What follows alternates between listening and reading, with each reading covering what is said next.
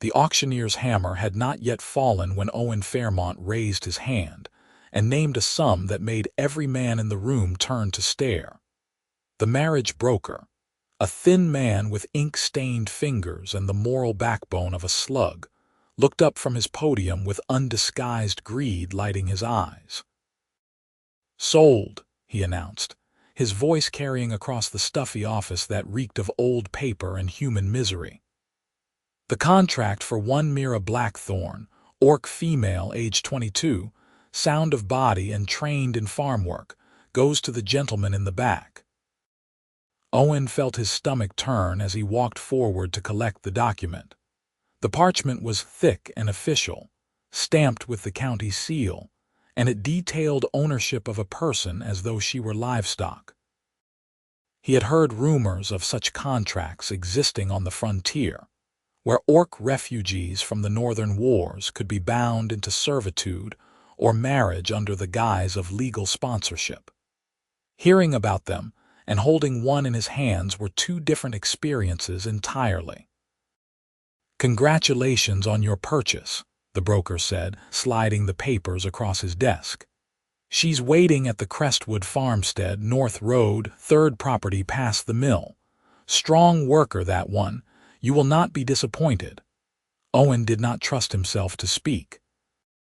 He paid the sum, nearly everything he had saved from 5 years of veteran's wages and another 3 of working his uncle's land, took the contract, and walked out into the spring afternoon. The sun felt too bright, the air too clean, for what he had just participated in. His hands shook as he mounted his horse. He would ride to Crestwood, find this Mira Blackthorn, and tear the contract to pieces in front of her. No one deserved to be bought. No one deserved to have their freedom held hostage by a piece of paper and a county seal. The ride took an hour. The farmstead was modest but well kept, fields planted in neat rows, a small house with a vegetable garden beside it. Owen dismounted and tied his horse to the fence post, then walked up the dirt path to the door. Before he could knock, it opened. The woman standing in the doorway was not what he expected, though he was not entirely sure what he had expected. She was tall, nearly his own height, with green skin that caught the afternoon light like new leaves. Her dark hair was pulled back in a practical braid, and her eyes were a startling amber color, bright and wary. Small tusks curved up from her lower jaw, and her ears came to gentle points. She wore a simple work dress, patched but clean, and her hands were stained with soil. "You are Owen Fairmont," she said. It was not a question. "I am." He pulled the contract from his coat. "And you are Mira Blackthorn." "I am." She looked at the papers in his hand, then back at his face. "You bought my contract." "I did." Owen took a breath. "I bought it so I could destroy it." "I am here to set you free." For a long moment she said nothing. Then she stepped back from the doorway. "You should come inside."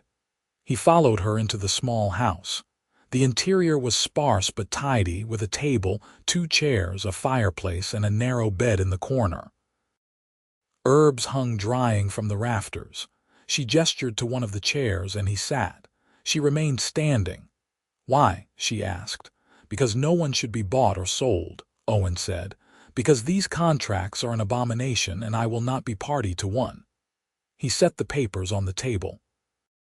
"I am going to burn this. You are free to go wherever you wish." Mira looked at the contract, then at him. Her expression was difficult to read. "I need you to reconsider," she said quietly. Owen blinked. "What?" "I am asking you not to destroy that contract." She pulled out the other chair and sat down across from him. "Not yet, at least." "I do not understand." Mira folded her hands on the table. "That paper is the only legal document that allows me to remain in this valley," she said. "I came here 8 years ago after the war. I was 14. A family took me in, let me work their farm in exchange for food and a place to sleep. When they died 2 years ago, their son sold the land. The new owner did not want me. I have been working day labor where I can find it, but I have no legal standing. No bond, no sponsor, no marriage contract. The county has been looking for an excuse to deport me as unclaimed. Owen felt the ground shift beneath him. But if you are free, free means nothing if I am forced to leave the only home I have known. Her voice was steady, but he could hear the tension underneath. I have friends here. I have work. I know this land. If you destroy that contract, I will be on a deportation wagon within a week. He stared at her. There has to be another way. If there is, I have not found it. Mira met his eyes. I have been trying for 2 years. The law is clear. An orc must have legal ties to remain in settled areas. Family, employment bond, or marriage. I have none of those. Owen felt the weight of his mistakes settling on his shoulders. He had thought he was performing a heroic act, a grand gesture of principle. Instead, he had spent everything he owned to solve a problem that was not actually a problem, or at least not the problem he thought it was. I am sorry, he said. I did not know. How could you? She leaned back in her chair. You did not ask me. That stung, but it was fair. What do you want me to do? Mira was quiet for a moment. Keep the contract, she said. Let it stand as my legal bond to this county. You do not have to honor it. You do not have to marry me or claim me or any of the things that paper says. But let it exist so I can stay. That would make you legally bound to me. Yes, you would be, in the eyes of the law, my responsibility. Yes, Owen rubbed his face. This is not what I intended. I know. Mira's voice softened slightly, but it is what I need. He looked at her across the small table. She was a stranger, but she was also a person whose life he had just tangled himself into without permission. The least he could do was not make it worse. All right, he said. The contract stands. You can stay. Some of the tension left her shoulders. Thank you. But I will not hold you to any of the terms in it, Owen said. You are not obligated to me. You live your life as you see fit. The law will not see it that way. Then the law and I will disagree. He stood. Is there anything you need? Anything I can do to help? Mira rose as well. Where do you live? I have a homestead about 5 miles west of here. My uncle left it to me when he passed last year. Owen hesitated. You are welcome to come see it if you want, to know where I am in case the county comes asking questions. I think that would be wise. They agreed she would visit in 2 days' time. Owen rode home as the sun began to set, the contract still folded in his coat pocket, feeling as though he had started something he did not fully understand. His homestead was larger than Mira's borrowed farmhouse, with a main house, a barn, and enough land to support a decent crop and a small herd of sheep. He had been working it alone since his uncle's death, and it showed. The fields were manageable, but the house was in need of repair, and he had not had time to mend the holes in the barn roof before winter. 2 days later, Mira arrived on foot, carrying a small pack. Owen saw her coming up the road and met her at the gate. It is a good property, she said, looking around. It keeps me busy. He opened the gate. Come in.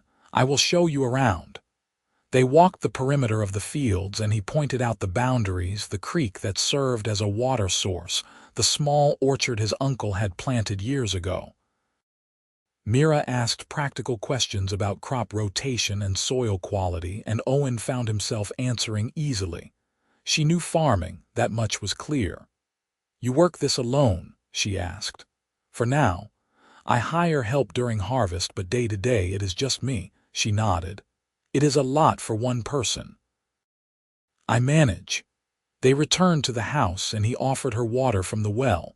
They sat on the porch steps, and for a while neither spoke. I want to be clear about something, Owen said finally. I bought that contract because I thought it was the right thing to do.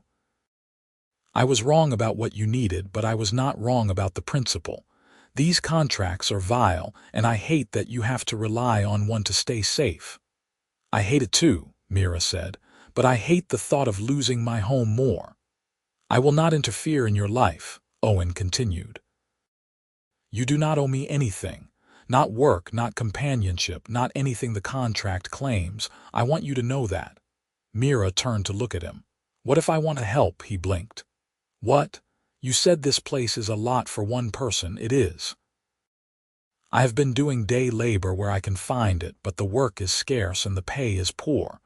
If I am legally bound to you anyway, it would make sense for me to work here." She paused. "Unless you do not want an orc on your land." "That is not the issue," Owen said quickly. "I just do not want you to feel obligated." "I do not feel obligated, I feel practical." Mira's amber eyes were steady. "You need help, I need steady work, it makes sense." Owen considered. "I can pay you." "I do not need payment, I need a place to stay and food to eat." "If you can provide that, I can work your fields." "The farmhouse you are in now, do you have to leave it?" "The owner tolerates me because I keep the place from falling apart, but he makes no promises. If he decides to rent it to someone else, I am out." Mira glanced at the barn. "I could stay there if you have space." "Absolutely not." Owen shook his head. "If you are going to work here, you stay in the house. There is a spare room. It is small, but it is a proper room." Mira looked surprised. "You would let me stay in your house? Why would I not?" "Most humans would not want an orc under their roof." Owen met her gaze. "I am not most humans." She studied him for a long moment, then nodded slowly. "All right, I will stay in the house." They agreed she would move in at the end of the week. Owen spent the next few days cleaning out the spare room, which had been used for storage since his uncle's death. It was small, as he had said, but it had a window and space for a bed and a chest of drawers. He repaired the shutters and swept the floor and told himself this was just a practical arrangement. Mira arrived on foot again, carrying a single bag of belongings. Owen helped her settle into the room, then gave her a tour of the house itself. The kitchen, the main room, the loft where he slept. She listened quietly, nodding. "I will stay out of your way," she said. "You are not in my way." They established a routine quickly. Mira rose before dawn, same as Owen, and they worked the fields together through the morning. She was strong and efficient, and she knew the work as well as he did. They spoke little while working, saving their breath for the labor, but it was a comfortable silence. At midday, they would return to the house for a meal. Owen cooked at first simple fare, but after a few days, Mira took over the kitchen. She was a better cook than he was, and she seemed to take satisfaction in it. "You do not have to do this," Owen said, watching her dice vegetables for a stew. "I know. I do not want you to feel like you are playing housewife because of the contract." Mira glanced at him. "I am cooking because you are terrible at it, and I would like to eat something with flavor." Her tone was dry, but there was a hint of amusement in her eyes. Owen found himself smiling. Fair enough. Evenings, they would sit on the porch or by the fireplace, depending on the weather. Sometimes they talked. Sometimes they sat in silence. Owen learned that Mira had come south with a refugee caravan after her village was destroyed in the war. She had been alone, her family lost. The couple who took her in had been kind in their way, but they had never adopted her, never given her legal status. She had been a worker, not a daughter. "I do not remember much of my village," she said one night. "I was so young. But I remember the smell of the pine forests and the sound of my mother singing while she worked." "I am sorry you lost them," Owen said quietly. "It was a long time ago. That does not make it hurt less." She looked at him, something shifting in her expression. "No, it does not." Owen told her about his own past, though it felt less tragic by comparison. He had grown up the son of a soldier, trained for the military himself, served his years on the border. He had married young, at 19, to a girl from his hometown. It had lasted less than a year before she had the marriage annulled. Why? Mira asked. Owen hesitated. She said I was too distant, too closed off, that I did not know how to be a husband. He stared at the fire. She was not wrong. What did you do? I let her go. I signed the annulment papers and went back to the border. I decided I was not meant for marriage. And yet you bought a marriage contract, Mira said. I bought it to destroy it. But you did not. No, Owen glanced at her. I did not. Spring turned to summer. The crops grew tall, and the work intensified. Owen and Mira fell into a rhythm, their movements synchronized from weeks of working side by side.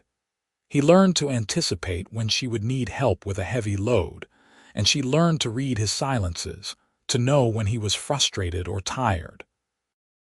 The neighbors began to notice Mira's presence. Some were curious, others suspicious. Owen made it clear, to anyone who asked, that Mira was working his land under contract and that any issues they had could be taken up with him directly. Most people backed off after that. Owen Fairmont was well liked in the valley, a veteran who kept to himself and caused no trouble. If he vouched for the orc girl, that carried weight, but there were still those who disapproved.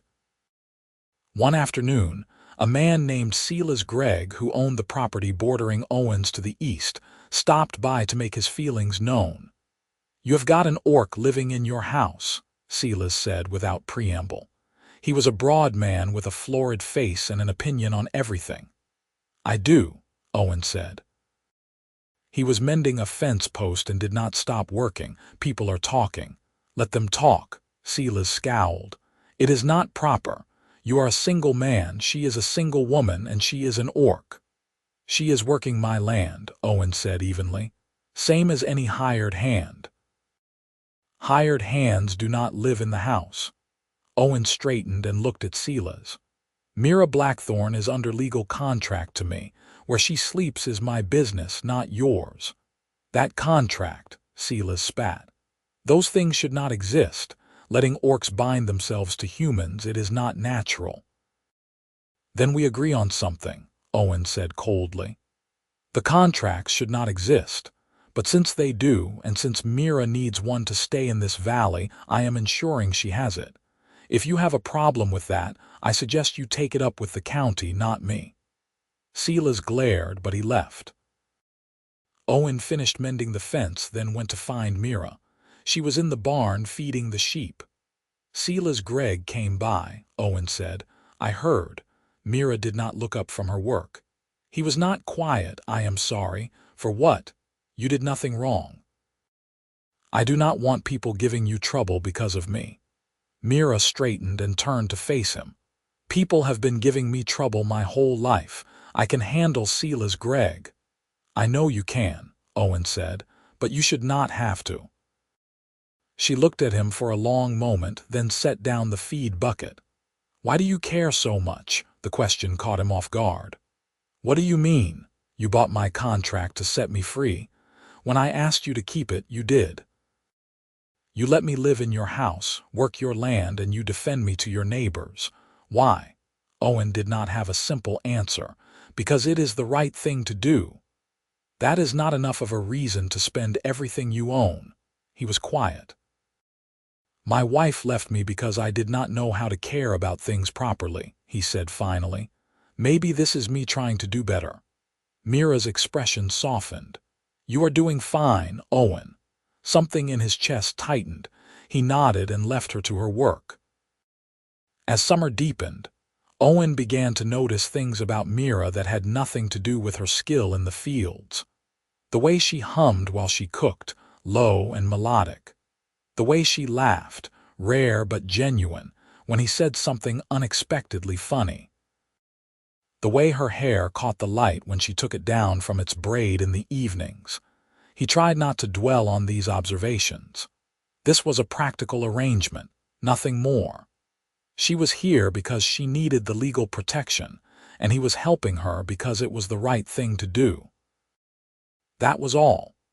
But then there was the evening she came in from the barn with a cut on her hand, and he found himself cleaning and bandaging it with more care than was strictly necessary. Her skin was warm under his fingers, and she watched his face while he worked. "You are gentle," she said quietly. "I do not want to hurt you, I know." He finished tying off the bandage and stepped back, suddenly aware of how close they were standing. Mira did not move. "Thank you," she said. "It is nothing. It is not nothing." He did not know how to respond to that, so he turned and busied himself putting away the bandages. A few days later, Mira cooked his favorite meal, a hearty stew his mother used to make. He had mentioned it once in passing, weeks ago, and she had remembered. They ate together at the small kitchen table, and he told her it was the best meal he had had in years. "You are exaggerating," she said, but she looked pleased. "I am not." She smiled, a real smile, and Owen felt something shift in his chest. That night, lying in the loft, he stared at the ceiling and admitted to himself what he had been avoiding for weeks. He cared about Mira. Not as a hired hand, not as a responsibility, but as a person he genuinely enjoyed being around. A person who made him laugh, who challenged him, who felt like home in a way no one had in a very long time. It terrified him. He had sworn off marriage after his annulment, sworn he was not made for it. And even if he were, pursuing Mira felt wrong. She was here because she needed the contract, not because she wanted to be with him. Anything he felt had to stay buried. It would not be fair to her otherwise. But feelings, Owen discovered, did not obey fairness.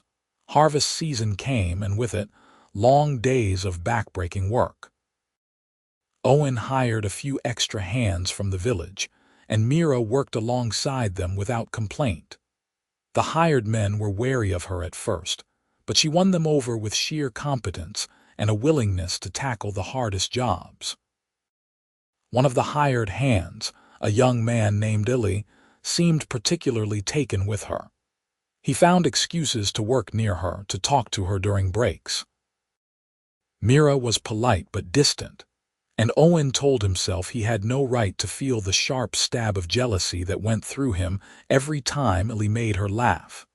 The night after the last of the harvest was brought in, Owen paid the hired hands and sent them home. Mira was in the kitchen washing up after the meal. Owen joined her, drying the dishes she handed him. "You worked hard today," he said. "So did you. Illy seemed to enjoy working with you." Mira glanced at him, and there was a hint of amusement in her eyes. "He is a boy. He is 19. "Like I said, a boy." She handed him another dish. "Why do you ask?" Owen concentrated on drying. "No reason, Owen," he sighed. "He seemed interested in you. I wanted to make sure he was not bothering you." "He was not." Mira paused. "Would it bother you if he were interested?" The question hung in the air. Owen set down the dish. "Yes," he said quietly, "it would." Mira set down the pot she had been scrubbing and turned to face him fully. Why, he could lie, he could deflect, but something in her gaze made him tell the truth. "Because I am interested." For a long moment she said nothing. Then she took a step closer. "You are." "I am." Owen felt his heart pounding. "I know I should not be. I know this is not why you are here, and I do not want to make you uncomfortable, but I cannot pretend anymore. I care about you, Mira, more than I should." Mira reached out and took his hand. Her fingers were wet from the dishwater, but her grip was steady. "Owen, I have been waiting for you to say that for months." He stared at her. "You have." "I have." She smiled, and it was like the sun coming out. "I did not come here wanting this. I came here needing a legal contract to protect me. But somewhere along the way I started to care about you too, the way you treat me with respect, the way you listen when I talk, the way you are stubborn about things that matter." She squeezed his hand. "I want to be here. Not because of the contract, but because of you." Owen felt something inside him unclench, something he had been holding tight for so long he had forgotten it was there. "I was afraid you would think I was taking advantage." "You could never," Mira said. "You are too honorable for that." "I am not that honorable." "You are." She stepped closer, and now there was barely any space between them. "What do we do now?" "I do not know," Owen admitted. "I have never done this right before, neither have I." Mira looked up at him. "But maybe we can figure it out together." He lifted his free hand and touched her face, gently, tracing the line of her jaw. Her skin was warm, and she leaned into his touch. "I would like that," he said. She kissed him then, soft and tentative, and he kissed her back, his hand sliding into her hair. It was careful and sweet, and when they pulled apart they were both smiling. "Well," Mira said, a little breathless. "Well," Owen echoed. They stood there in the kitchen, holding hands, and for the first time in a long time, Owen felt like he was exactly where he was supposed to be. They took it slowly after that, learning how to be with each other as more than friends and co-workers. Owen courted Mira the way he should have courted his first wife, with attention and care. He brought her wildflowers from the fields. He sat with her in the evenings and learned more about her childhood, the fragments she remembered. She told him about the songs her mother used to sing, and he listened, committing every word to memory. Mira, in turn, learned Owen's silences, the ones that meant he was thinking and the ones that meant he was hurting. She learned that he hated talking about the war, but that sometimes he needed to, and she listened without judgment when he did. She learned that he was ticklish along his ribs, and that he snored faintly when he slept on his back. They shared their first real kiss on the porch one evening, when the fireflies were out, and the air smelled like honeysuckle. It was deeper than the first, more certain, and when they pulled apart, Owen rested his forehead against hers and whispered, "I am falling for you." "I am falling for you too," she whispered back. But even as they grew closer, the contract sat in Owen's desk drawer, a constant reminder of how they had started. It bothered him more than he wanted to admit. He had bought it to destroy it, and instead, it had become the foundation of their entire relationship. One night in early autumn, after Mira had gone to bed, Owen took the contract out and stared at it. The words were cold and transactional, reducing Mira to a list of attributes and obligations. It made him sick. He wanted to burn it. He wanted it gone. But burning it would mean Mira lost her legal protection, and he would not risk that. The next morning, over breakfast, he brought it up. "I have been thinking about the contract." Mira looked up from her porridge. "What about it?" "I hate it," Owen said bluntly. "I hate that it exists. I hate that it is the reason you can stay here." "I know." Mira set down her spoon. "I hate it too." "Then let us do something about it." Owen leaned forward. "Marry me.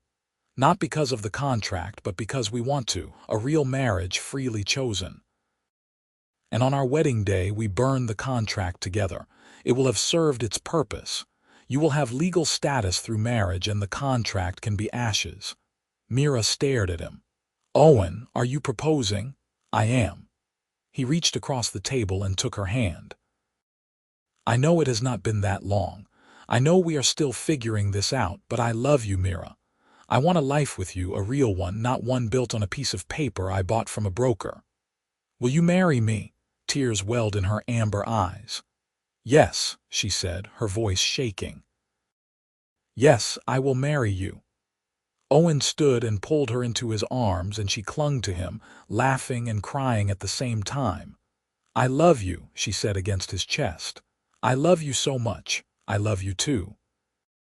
They planned a simple wedding, just the two of them and a magistrate, to be held at the end of autumn. Owen wanted to give Mira a proper ceremony, something she could look back on with joy, not something rushed or tainted by obligation. In the weeks leading up to the wedding, they continued their work on the homestead, but everything felt lighter, brighter. Owen found himself smiling for no reason, and Mira hummed constantly, her happiness spilling over into everything she did. Owen went into the village to speak with the magistrate, a kindly older man named Gregor, who had known Owen's uncle. When Owen explained the situation, Gregor nodded thoughtfully. "I am glad you are doing this the right way," Gregor said. "Those contracts are legal, but they are ugly. A real marriage is better." "It is," Owen agreed. "And I want to make sure that when we are married, the contract is no longer needed." "It will not be," Gregor assured him. "Marriage grants her full legal status as your wife and a resident of the county. The contract becomes void." Owen felt a weight lift. Good. He bought a simple gold ring for Mira, the best he could afford. It was not much, but it was honest, and he hoped she would like it. The night before the wedding, Mira and Owen sat on the porch watching the stars. She leaned against him, and he wrapped his arm around her shoulders. "Are you nervous?" she asked. "A little," he admitted. "The last time I did this, it did not go well." "This is not the last time," Mira said firmly. "This is different, I know." He kissed the top of her head. "I am glad it is you. I am glad it is you too." The morning of the wedding dawned clear and cool, the sky a brilliant blue. Owen dressed in his best clothes, a simple but well-made shirt and trousers, and waited in the main room. Mira emerged from her room wearing a dress Owen had never seen before, pale green and embroidered with small white flowers. She had woven flowers into her braid, and she looked so beautiful it made his breath catch. "You are stunning," he said. She smiled, shy and radiant. "You are not so bad yourself." They walked together to the village, where Gregor was waiting at the small chapel. There were no guests, just the two of them and the magistrate, but it felt right. This was their moment, no one else's. Gregor led them through the vows, simple and traditional. Owen spoke as clearly, his eyes on Mira's face. When it was her turn, her voice was steady and sure. "I, Mira Blackthorn, take you, Owen Fairmont, to be my husband, to love and to honor, in freedom and in truth." Owen slipped the ring onto her finger, and she smiled through tears. "By the authority vested in me, I pronounce you husband and wife," Gregor said. "You may kiss." Owen cupped Mira's face in his hands and kissed her, soft and sweet, and she kissed him back, her hands resting on his chest. When they pulled apart, they were both smiling so hard it hurt. They walked back to the homestead hand in hand, and when they arrived, Owen went to his desk and took out the contract. Mira stood beside him, and they looked at it together. "This paper kept me safe," Mira said softly. "I am grateful for that, but I do not need it any more." "Neither do I," Owen said. They carried it outside to the fire pit in the yard. Owen struck a match and held it to the edge of the parchment. The flame caught, and the contract curled and blackened, the words disappearing into ash. They watched it burn together, standing close, Mira's hand in his. When the last of the paper had crumbled into ash, Owen scattered it in the garden, among the vegetables Mira had planted that spring. "It is done," Mira said. "It is," Owen agreed. They went inside, and Owen built a fire in the hearth even though the day was not that cold. They sat together on the floor, leaning against the couch, Mira tucked under his arm. "I never thought I would be here," Owen said. "Married, happy. I thought I was not made for this." "You were wrong," Mira said. "I was." She turned her head to look up at him. "Thank you for reconsidering." "Thank you for asking me to." They stayed there for a long time, watching the fire, content in the warmth and the quiet. As autumn gave way to winter, Owen and Mira settled into married life with an ease that surprised them both. The homestead thrived under their joint care, and they made plans for the spring, talking late into the night about what crops to plant and whether they should expand the orchard. Word of their marriage spread through the valley, and while some people disapproved, most accepted it. Owen was respected, and Mira had proven herself a hard worker and a decent neighbor. Slowly, the initial wariness began to fade. Sila's Greg still grumbled, but even he had to admit that Owen's fields were among the best in the valley, and that was in no small part due to Mira's skill and effort. One cold winter evening, as snow fell softly outside, Mira and Owen sat by the fire.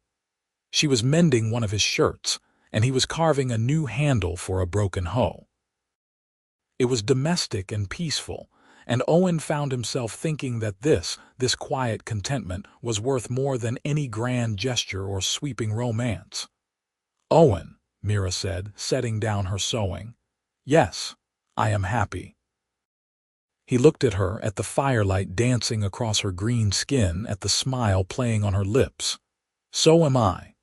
I mean truly happy," she continued. "I did not think I would ever feel this way. For so long I was just trying to survive, to find a place where I belonged. And now I have it. I have you, I have this home, I belong." Owen set down the hoe handle and moved closer to her. "You have always belonged," he said. "You just needed the world to catch up." She leaned against him, and he wrapped his arms around her. "I am glad you bought that contract," she said quietly. "Even though I wanted to destroy it, especially because of that." She tilted her head to look at him. "You saw something wrong and tried to fix it, even though it cost you everything. That is the kind of man you are, and when I asked you to reconsider, you listened. You changed your plan because it was what I needed. That is why I love you." Owen felt his throat tighten. "I listened because you were right, and because even then I think I was starting to fall for you. Even then. He kissed her forehead. "You challenged me right from the start. You made me think. You made me want to be better." Mira smiled. "We are good for each other. We are." Winter passed slowly, as winters do, but the homestead felt warm and full. Owen taught Mira how to repair the barn roof, and she taught him how to bake bread that did not come out like a brick. They laughed at each other's mistakes and celebrated each other's successes. On the coldest night of the year, they lay together in bed, wrapped in every blanket they owned, and Mira whispered, "I want to have a family with you." Owen's heart skipped. "You do?" "I do." She turned to face him in the darkness. "Not right away, but someday. I want children who grow up here who never have to wonder if they belong." "I want that too," Owen said. "I want to give them the kind of home I had, the kind you deserve to have." "Then we will," Mira said simply. "Together." Spring came, and with it, new life. The fields greened, the lambs were born, and Mira planted a new section of the garden, this time with flowers as well as vegetables. Owen watched her work, her hands in the soil, and thought about the future they were building. One afternoon, as they worked side by side planting seed, Mira paused and looked at him. "Do you ever regret it, walking into that broker's office?" "Never," Owen said without hesitation. "It brought me to you, even though I asked you to reconsider destroying the contract. Especially because of that." He reached over and took her hand, dirty from the soil. "You taught me that sometimes the right thing to do is not the thing you planned, but the thing the other person needs. You taught me to listen. I will never regret that." Mira squeezed his hand. "I will never regret asking you to reconsider." They finished planting as the sun began to set, and when they went inside to wash up, Owen pulled Mira into his arms and held her close. "I love you," he said. "I love you too," she replied. That night, they sat on the porch and watched the stars come out, and Owen thought about the contract that had brought them together, now ashes scattered in the garden. It had served its purpose, that ugly piece of paper. It had kept Mira safe until she did not need it anymore, until they had found a better way. He had bought it to destroy it, and in a way he had. Just not in the way he had planned. Summer arrived, hot and bright, and with it came news that made Owen and Mira both grin with delight. Mira was pregnant. They had not been trying, not actively, but they had not been preventing it either, and now there was a child on the way. Owen was terrified and elated in equal measure. He fussed over Mira, trying to make sure she did not overwork herself, but she laughed and told him she was not fragile. "I am growing a baby, not dying," she said, amused when he tried to take a sack of feed from her hands. "I know, but, Owen." She set the sack down and took his hands. I will be careful, I promise. But I am not going to stop working just because I am pregnant. I will know when I need to rest. He nodded, though he still worried. But as the months went by and Mira remained healthy and strong, he relaxed a little. She glowed with pregnancy, her skin radiant, and she talked constantly about the baby, about names and nurseries and what kind of parents they would be. I want them to grow up brave, she said one evening, her hand on her growing belly. I want them to know they can be anything. They will, Owen promised. We will make sure of it. In the early days of autumn, just as the leaves began to turn, Mira went into labor. Owen sent for the midwife, an experienced woman named Hannah who lived in the village and stayed by Mira's side the entire time. It was long and difficult, and there were moments when he was scared out of his mind, but Mira was strong, stronger than he could have imagined. Finally, as dawn broke, their daughter was born.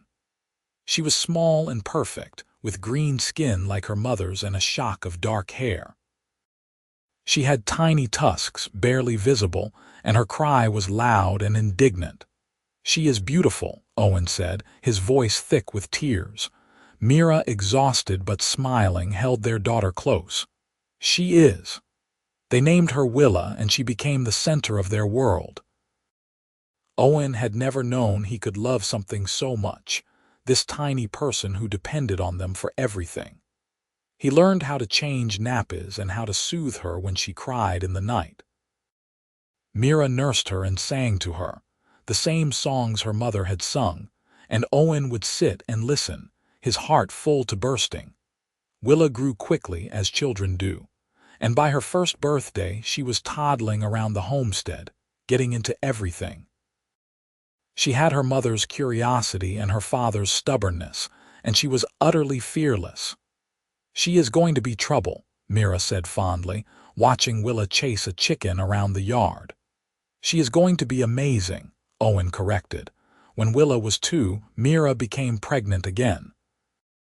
This time it was a boy, born in the spring. They named him Oswin, and he was quieter than his sister, more thoughtful.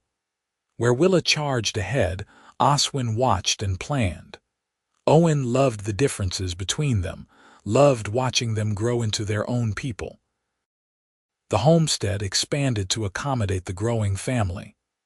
Owen built an addition onto the house, with more bedrooms and a larger kitchen. Mira planted even more of the garden, and they kept more livestock. It was hard work, but it was joyful work, and they did it together. The children grew up surrounded by love and acceptance. Willa learned to read from her father and to cook from her mother, and she had opinions on everything. Oswin was quieter, but he had a gift for working with animals, and he could calm even the most skittish lamb. When Willa was 6 and Oswin was 4, they sat around the dinner table one evening, and Willa asked, "Mama, why is your skin green?"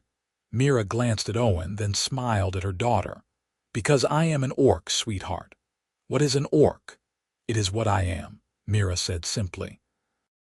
"Just like you are half orc and half human." Willa considered this. "Is that why Tommy's mama would not let me play with him?" Owen felt his jaw tighten. "Did that happen?" "Last week at the market," Willa said, unbothered. "Tommy wanted to play, but his mama said no." Mira reached over and took Willa's hand. "Some people do not like orcs," she said gently. "They think we are different in a bad way, but they are wrong. Being an orc is not bad, it is just different." "I like being different," Willa declared. "Good," Owen said. "Because you are perfect exactly as you are." Oswin, who had been listening quietly, spoke up. "Papa, why did you and Mama get married?" Owen smiled. "Because we love each other." "But how did you meet?" Owen and Mira exchanged a look. They had talked about this, about what to tell the children when they were old enough to ask. They had decided on the truth, or at least the parts of it that mattered. "I did something stupid," Owen said, "and your mother was smart enough to correct me." "What did you do?" "I tried to help her without asking what she actually needed," Owen said, "and she taught me to listen." Mira squeezed his hand under the table. "And then we became friends, and then we fell in love, and then we got married." "And then you had me," Willa said triumphantly. "And then we had you," Mira agreed, laughing. "And then your brother, and now we are a family." "Best family," Oswin said decisively. "Best family," Owen agreed. The years passed, and the homestead prospered. Owen and Mira worked hard, and they raised their children with love and discipline in equal measure.